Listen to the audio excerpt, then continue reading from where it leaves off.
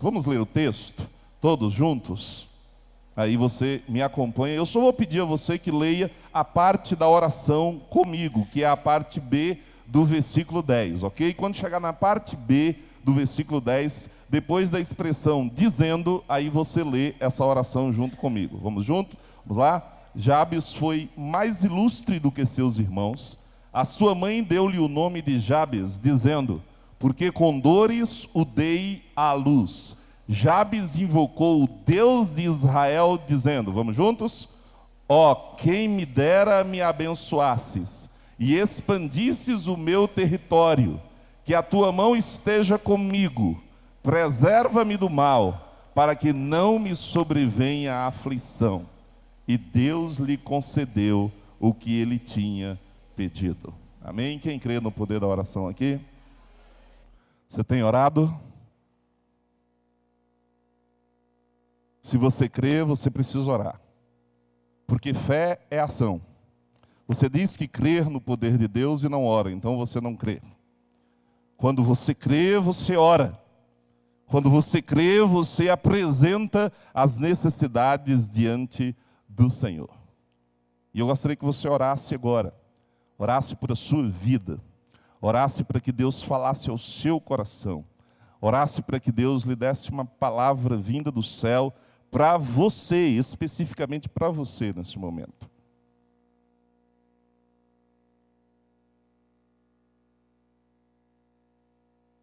Senhor, nós apresentamos este momento de explanação da palavra diante do Senhor.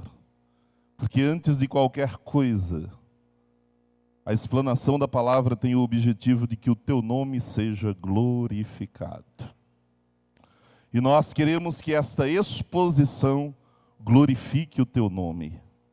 Mas nós também desejamos que a exposição da palavra possa trazer cura, restauração, transformação, salvação, conforto, consolo para as pessoas que estão neste lugar.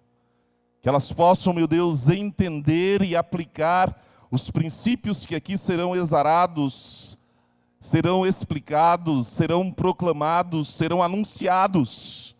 Que cheguem como dinamis no coração de cada pessoa. Que chegue como expressão do teu poder na vida de cada um dos teus filhos e daqueles que nos visitam. Fala conosco. Essa é a nossa oração. Em nome de Jesus. Amém.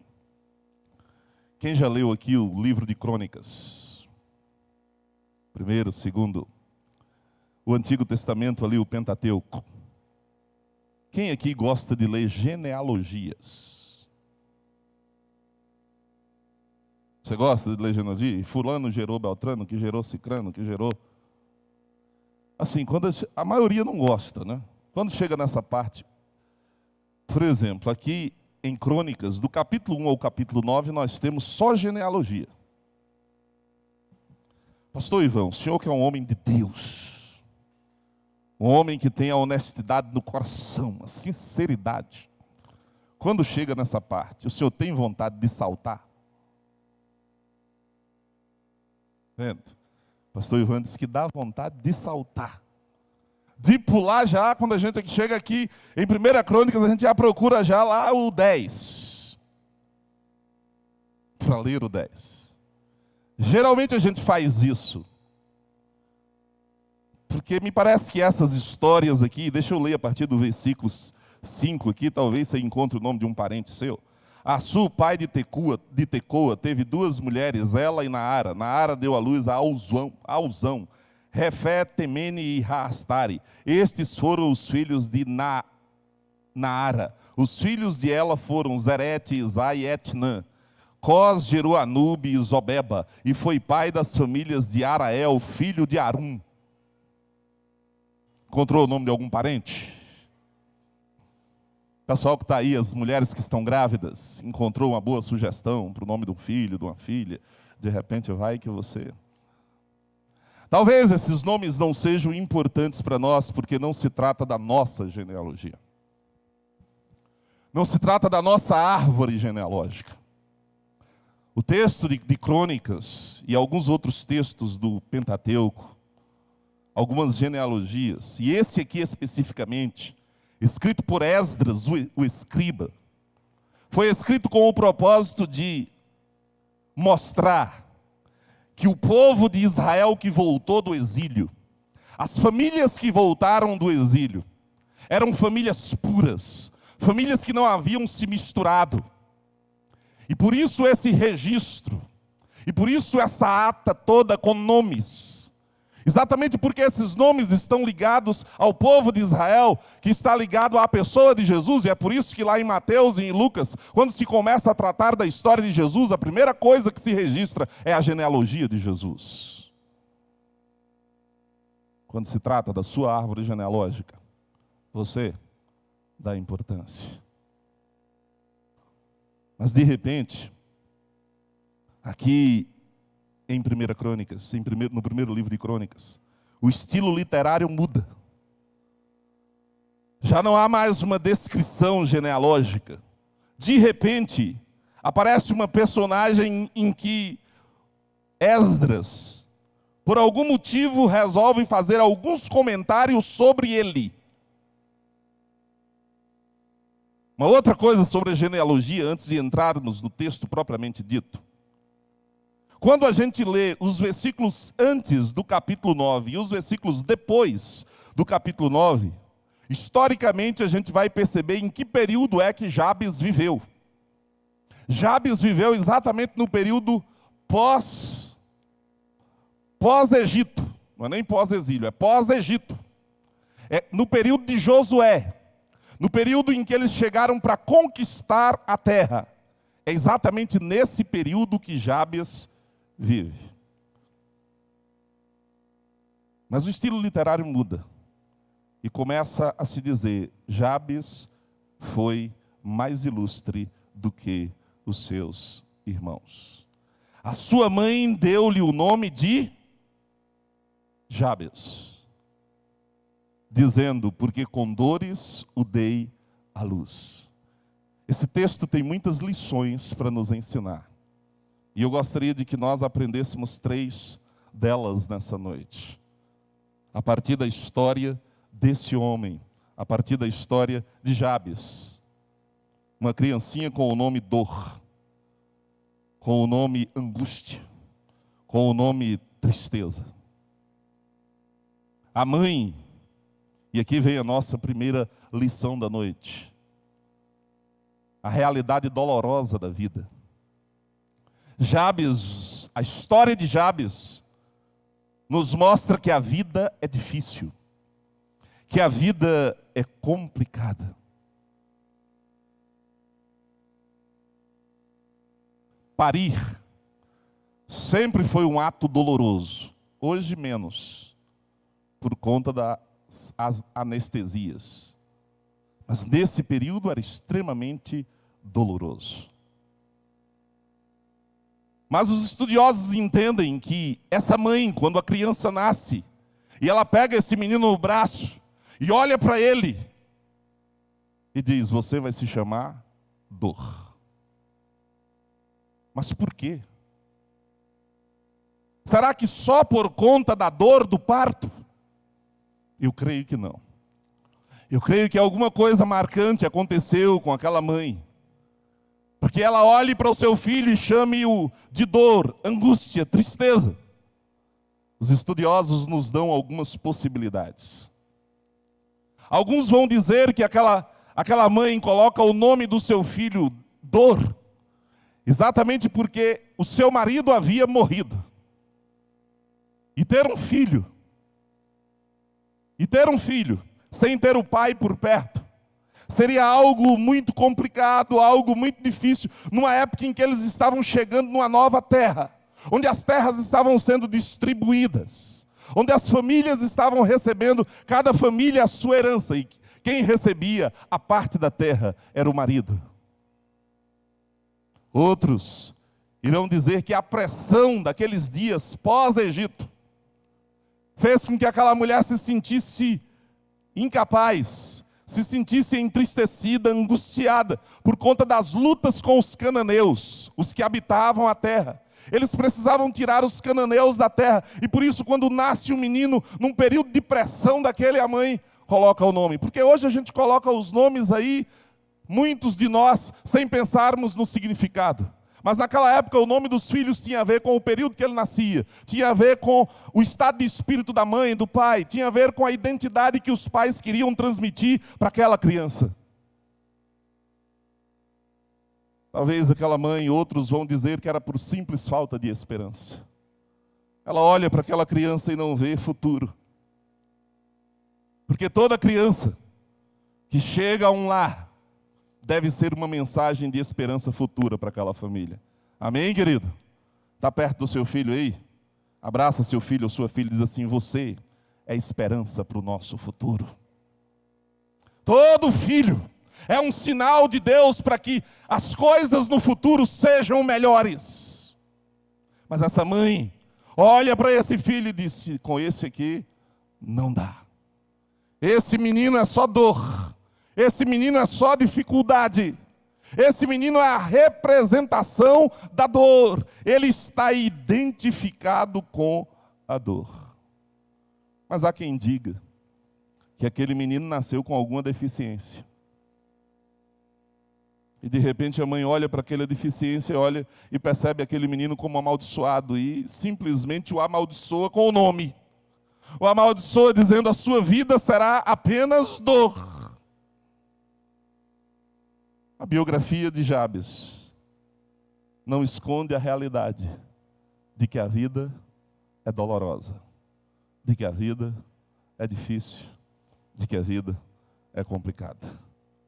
Será que existe aqui alguém que se identifica com Jabes? Como assim, pastor? Será que existem pessoas aqui que se identificam com o sofrimento desse menino desde o nascimento?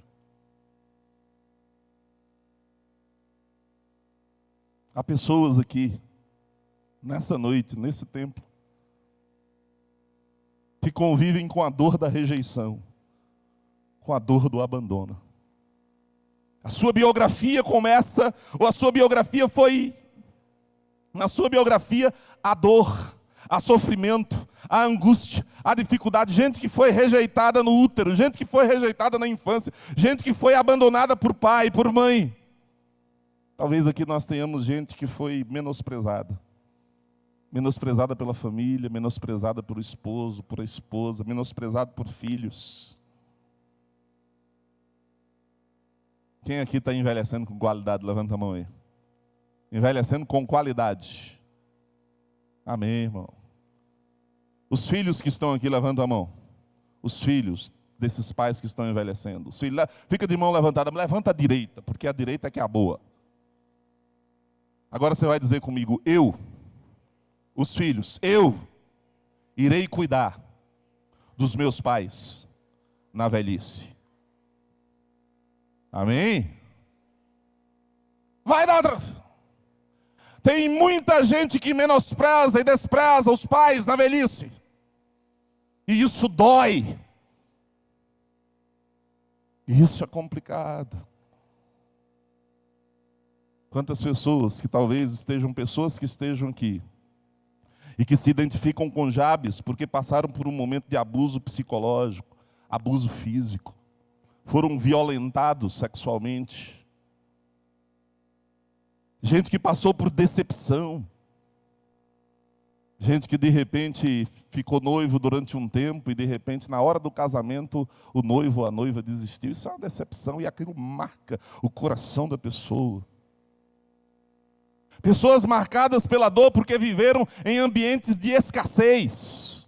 Já viu que tem gente marcada pela dor porque viveu num ambiente de pobreza extrema. Não tinha o que comer, não tinha comida. E provavelmente na época de Jabes eles devem ter passado por esse problema, porque eles vêm do deserto. Claro que lá tinha o maná, mas quando chegam na terra, provavelmente essas famílias chegaram numa situação complicada. E se você não souber lidar com a escassez, ao invés da escassez lhe fortalecer, a escassez lhe adoece. Porque às vezes a escassez faz com que a pessoa, porque passou muito tempo de escassez, ela se torne suvina, mão de vaca.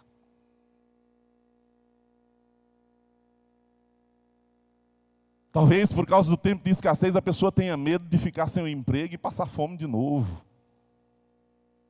Tem dores que prejudicam as nossas vidas. Talvez você se identifique com Jabes por causa da culpa que você carrega pela separação dos seus pais. Eu não sei porquê, mas muitas vezes quando os pais se separam, os filhos ficam achando que os culpados são eles. E isso marca a vida das pessoas. E aí, se eu for pontuar, as dores aqui serão tantas. Existem inclusive pessoas que têm angústias inexplicáveis. Tem gente que chega para mim e diz assim, eu pergunto, por que essa dor toda? Por que essa angústia? Por que essa tristeza? E a pessoa diz assim, desde que eu me entendo por gente, pastor, eu sinto tristeza, eu sinto dor, eu não sei explicar, mas tem um motivo. Você procure em Deus, o Espírito Santo vai mostrar a você por que dói aí, por que a sua alma geme, por que você tem essa dificuldade e esse problema. Talvez tenhamos alguns aqui que não passe por esse lado dolorido da vida. Mas eu acho que quem pisa nesse planeta enfrenta a dor. A questão é como você reage. E a segunda lição é a possibilidade gloriosa da vitória. Como é que esse texto começa dizendo, havia um homem chamado Dor, mas respeitado que qualquer um dos seus irmãos. O Jabes, o Dor, o sujeito com o nome Angústia, se tornou o sujeito mais ilustre, mais respeitado do que os seus irmãos, apesar de ter recebido. Parece que a sua mãe ergueu um monumento à dor quando o menino nasceu. Batizou o menino, identificou o menino como o sujeito que ia viver uma vida miserável, uma vida desgraçada. Mas o texto diz que esse menino, veja o que o texto começa dizendo, Jabes foi o mais ilustre dos seus irmãos. Tem traduções que diz, Jabes foi o mais respeitado dos seus irmãos. O termo hebraico aí significa pesado. Pesado aqui não no sentido de gordo, é pesado, o nome do sujeito era pesado. Aqui a ideia é um nome de peso, digno de ser ouvido. Ele se tornou uma pessoa importante, uma pessoa de peso. Tem gente que gosta de todos os sobrenomes, mas tem um sobrenome no seu nome completo que você entende que é o sobrenome de peso, né? De peso. Porque é essa parte da família aí que você se identifica, que você gosta. Eu lá em casa tenho que gostar de todos, porque um tio meu já me repreendeu um dia, porque eu só falei bem dos Pinheiros. Quando eu cheguei em casa, ele me disse, e os Limas? Né?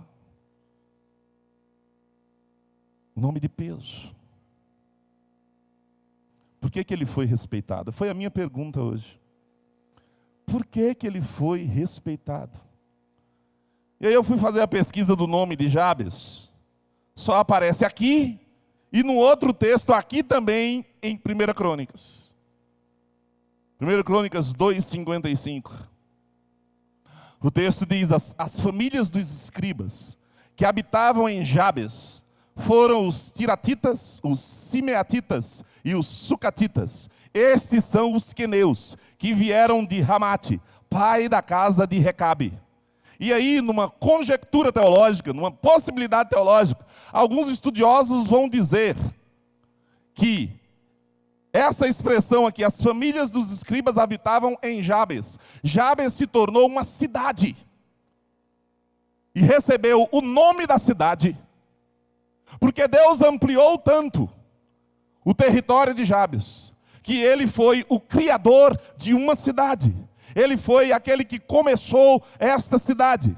E esta cidade foi povoada por escribas. E o Esdras é escriba. Por isso que Esdras destaca Jabes. Porque é o cara que fundou a cidade dos escribas. A cidade dos intelectuais. A cidade dos universitários da época. Ele se destaca como alguém que constrói, como alguém que edifica. A crise inicial de Jabes não o impediu de se destacar. Porque não importa o começo, é mais importante como se termina. Não importa o ambiente onde você nasceu, onde você cresceu, o mais importante é quem você é e quem você se torna em Deus. Não importa o tamanho da sua dor, saiba que Deus cura, Deus transforma, Deus ressignifica qualquer dor. Basta para isso que você tenha o desejo no seu coração de ser alguém em Deus. Não aceita aquilo que diz, você é ninguém, você é um João ninguém, um Zé ninguém, desculpe aí os Joãos e os Josés, mas você é alguém em Cristo Jesus. Você é alguém em Deus. Veja que esse homem tinha tudo para não dar certo, tinha tudo para não funcionar. Recebe um nome como esse, mas o texto diz que ele se tornou ilustre. E aí se torna fundador, porque o fundador de uma cidade precisa ou não ser uma pessoa de visão? Precisa ser um cara de visão. Olha para algum lugar e diz assim, não vê nada, mas aí de repente, os outros não veem, mas ele vê. Ele tem visão de futuro, ele enxerga além. E esse Jabes é assim, mesmo tendo recebido um nome como esse. Mas a parte mais importante dessa palavra nessa noite, é a parte da oração do Jabes. A sua estratégia para se tornar um vitorioso. Quem aqui quer ser vencedor, levanta a mão aí. Alguém pode dizer, eu já sou, eu também já sou. Mas você pode ser mais que vencedor, você pode tomar posse dessa vitória. E a oração de Jabes é uma oração extraordinária. O texto diz, e Jabes invocou o nome do Deus de Israel. E como é que termina o texto? E Deus lhe concedeu o que lhe tinha pedido. Amém, irmão? Quem crê na oração aqui? Você ora e Deus responde. Você ora e Deus atende. Você ora e Deus faz um milagre. Você ora, seja na condição que for, e Deus vai te ouvir. Você precisa crer nestas verdades. E qual é o conteúdo da oração? É uma pena que muita gente tem usado o conteúdo dessa oração só para tratar das questões de prosperidade. Eu vou andar por aí, mas eu quero ir além. Eu quero ir além dessa perspectiva materialista, dessa perspectiva capitalista, dessa perspectiva do ter coisas, do possuir coisas. Eu quero ir além nessa oração do Jabes. E uma coisa que eu quero lhe pedir, tenha essa oração, mas não faça dela uma reza na sua vida, não faça dela um mantra na sua vida, não fica repetindo esse negócio, sabe? Não, faça disso simplesmente princípios pelos quais você deve seguir aí. E quais são os 4 pedidos que Jabes faz? Primeiro, ele pediu enobrecimento divino. Oh, quem dera me abençoasses. Enobrecimento divino. Pastor, o que é que tem ser nobre com bênção? Tudo. Tudo. Você só é nobre de verdade. Nobre do reino dos reinos. Filho do rei dos reis. Se você entende que tudo que você tem, tudo que você faz, tudo que você é fruto da bênção de Deus sobre a sua vida. Bênção de Deus sobre você. É assim que o apóstolo Paulo começa a epístola aos Efésios. Bendito o Deus e Pai de nosso Senhor Jesus Cristo, que nos abençoou com toda sorte de bênçãos espirituais em Cristo Jesus, o nosso Senhor. Tem bênção de Deus para você, amém, irmão? Você está debaixo da bênção, meu irmão. Não importa onde você tenha nascido, se você já nasceu de novo, você está debaixo da bênção, querido. Tem bênção de Deus para a sua vida. A oração de Jabes é mais ou menos, rompa com essa nuvem escura que cobre a minha vida, Senhor. O nosso Deus não é um Deus sádico. Ele não se alegra com a nossa dor, com o nosso sofrimento, com a nossa dificuldade. A Bíblia diz que Deus é um Deus galardoador. Galardoador é presenteador, abençoador. Esse é o Deus a quem você serve. Então Ele tem bênçãos para a sua vida, e você deve orar sim, pedindo a bênção de Deus sobre você, porque o que nós mais precisamos é da bênção do Senhor, amém? Você pode dizer isso? O que eu mais preciso é da bênção do Senhor sobre a minha vida.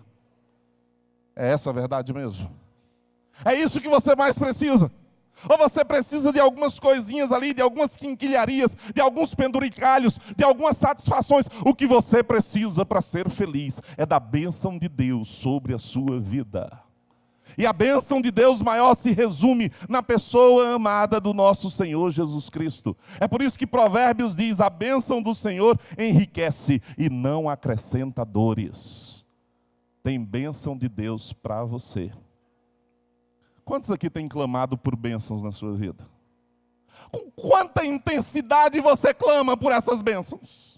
O texto diz que Jabes clamou ao Deus de Israel: ó, quem me dera abençoasses a minha vida. A minha mãe disse que eu sou o dor, que eu sou a angústia, que eu sou o retrato da tristeza, mas eu venho na tua presença dizer: Deus, muda esse quadro, muda a minha história, muda o que está determinado. Eu quero ser abençoado.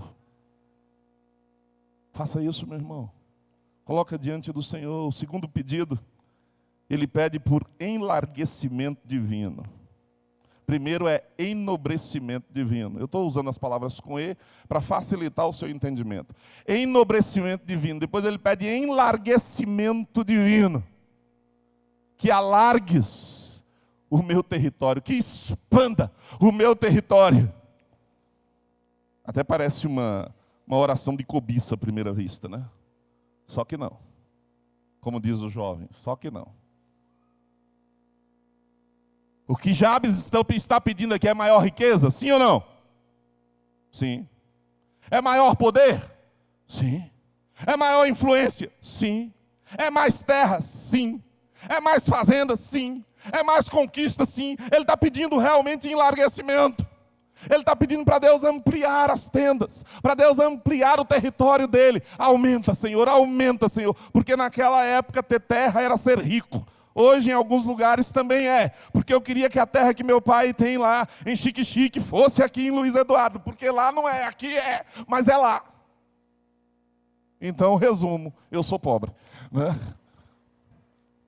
Porque a terra não está cá, porque se tivesse, meus irmãos. Mas no contexto da aliança abraâmica, significa maior condição para abençoar outros. O texto aqui significa que Jabes está pedindo mais território, mais terra, que o Senhor amplie mais. Sabe para quê? A explicação está em Gênesis 12, de 1 a 3. Se os irmãos aí da mídia puder colocar o texto para a gente, vai ficar mais fácil. Gênesis 12, de 1 a 3. Foi lá, deixa eu mudar aqui de posição. O Senhor disse a Abrão, veja que ali ainda está Abrão, é no chamado dele. O Senhor disse a Abrão: saia da sua terra, da sua parentela, da casa do seu pai, e vá para a terra que lhe mostrarei. Farei de você uma grande nação, e o abençoarei, e darei peso ao seu nome, ou seja, engrandecerei o seu nome. Para quê?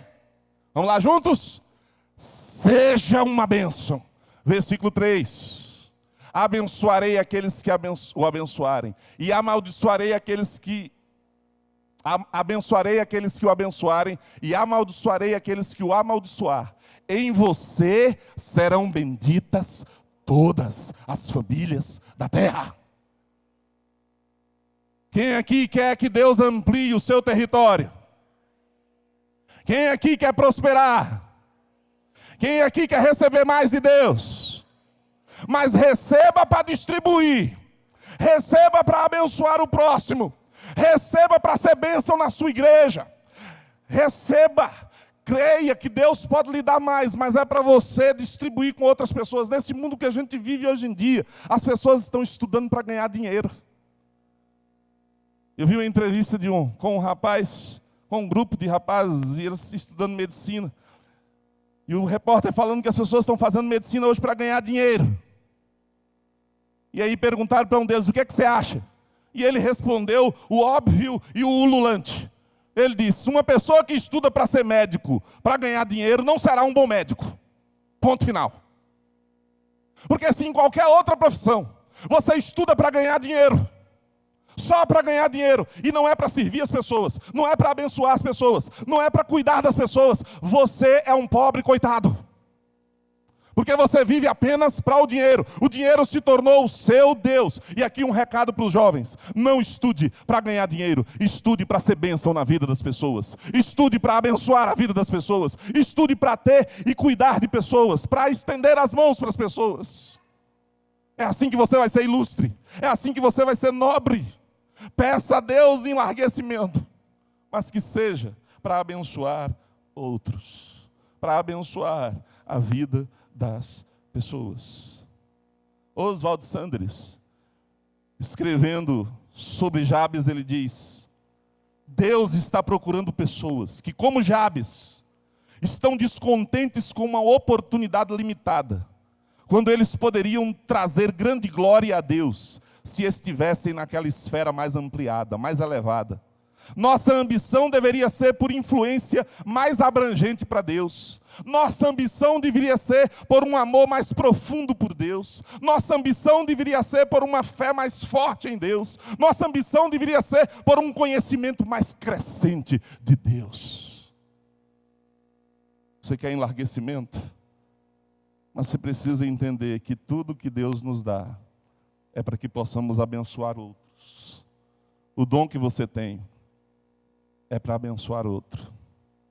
Não é para você. O talento que Deus te deu é para servir outro. O talento que Deus te deu é para cuidar de outras pessoas.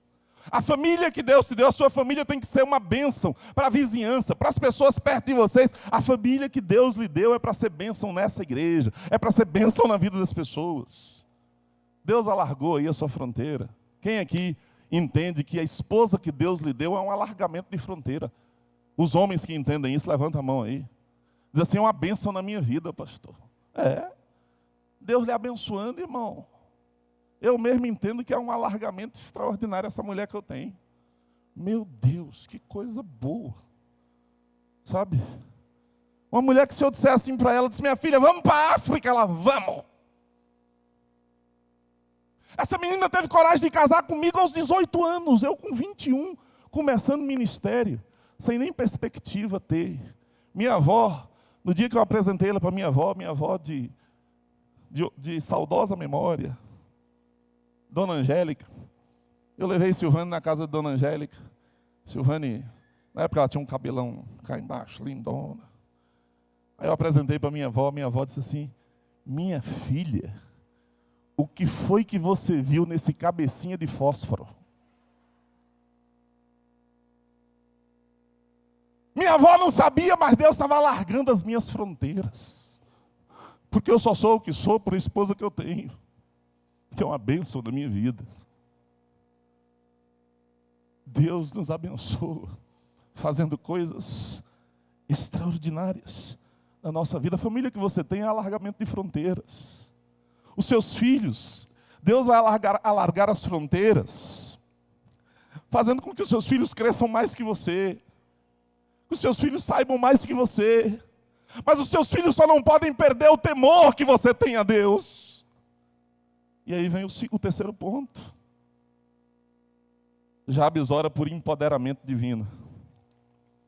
Que a tua mão estejas comigo. A oração de Jabes é por poder. A mão de Deus simboliza poder e presença, ou presença poderosa de Deus. Veja que ele pede alargamento de fronteira, mas logo depois ele diz, seja sobre mim a tua mão. Porque quando o Senhor alargar as minhas fronteiras, alargar os meus territórios, eu não acho que os meus territórios, a minha riqueza, os meus bens, aquilo que o Senhor me dá é o meu Deus. Não. Eu tenho um Deus, eu só estou aqui por causa da boa mão do Senhor sobre a minha vida. Ele pede influência, riqueza com Deus. Alarga a minha fronteira, mas que eu não saia da tua presença. Quantos que depois de abençoados distanciam-se do Senhor? Quantos? Quantos que quando estavam numa situação mais ou menos, estava, sabe, você até olha para a pessoa e diz, meu Deus, mas de repente, sobe um pouquinho, já perde o temor, já perde o respeito por Deus, já perde a reverência, já perde a santidade, já perde o gosto pelas coisas de Deus, perde mesmo. Irmãos, nós precisamos orar sempre para que Deus nos empodere, que a boa mão dele seja sempre vista sobre as nossas vidas, estejamos nós aonde estivermos, estejamos nós com quem tivermos, coloque-nos Deus entre os príncipes, entre os reis, entre os políticos, entre os poderosos, mas nós saibamos que o poder de Deus está em nós, e nós não abrimos mão do Deus que servimos, e nós vamos influenciar esses ambientes, através da boa mão do Senhor sobre as nossas vidas. Presença de Deus, nós não abramos mão da presença, do poder de Deus nas nossas vidas. E a minha oração nesses dias tem sido oração por empoderamento divino. Que a tua boa mão esteja comigo. Às vezes algumas pessoas de quem eu fui pastor, em alguns lugares me ligam e dizem assim para mim, meu pastor, que saudade da sua mensagem. Como eu gostaria de ouvir outra coisa. Porque às vezes isso me deixa chateado. Eu gostaria de ouvir, meu pastor, eu estou com saudade da sua companhia. Porque eu não quero que ninguém me admire por causa da minha performance no púlpito. Eu quero que as pessoas olhem para mim e vejam em mim um homem de oração, um homem de Deus em que as coisas de Deus acontecem na vida dele, na vida dos que estão perto dele, que a influência do Senhor esteja sobre a minha vida, no meu coração, nos meus passos. Eu quero uma influência de santidade, uma influência de vida do Senhor na minha vida. Porque é isso que eu estou fazendo aqui. Se de repente eu treinar um pouquinho, eu posso fazer no automático, mas eu não quero isso. Eu quero simplesmente que a boa mão do Senhor esteja de verdade sobre a minha vida e a minha trajetória. Não cometa esse pecado. Reconheça que a boa mão do Senhor está sobre a sua vida em tudo que você faz, em tudo que você ganha, em tudo que você conquista. A oração de Jabes é por empoderamento, mas também a oração dele. Primeiro é uma oração por enobrecimento, depois por enlarguecimento, terceiro por empoderamento divino, e quarto, por encobrimento divino, proteção divina, Deus cobrindo. Jabes diz, veja na oração dele aí, preserva de mim do mal, para que não me sobrevenha aflição. Preserva-me da dor, para que não me venha a dor, Senhor. Preserva-me do mal, para que não me venha a dor. Eu não quero viver uma vida de dor. É isso que ele está dizendo. O que minha mãe disse sobre mim, eu não quero isso. Eu não quero que me sobrevenha aflição, dor. Ele pede proteção do mal espiritual, que é a ação do inimigo das nossas almas. Ele pede também proteção do mal humano, que são outras pessoas, porque tem gente, seres humanos, que são pessoas más. Ele pede proteção dele mesmo.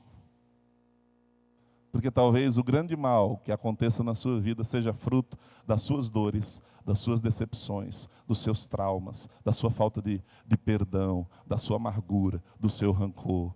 Pede a Deus para te livrar desse mal.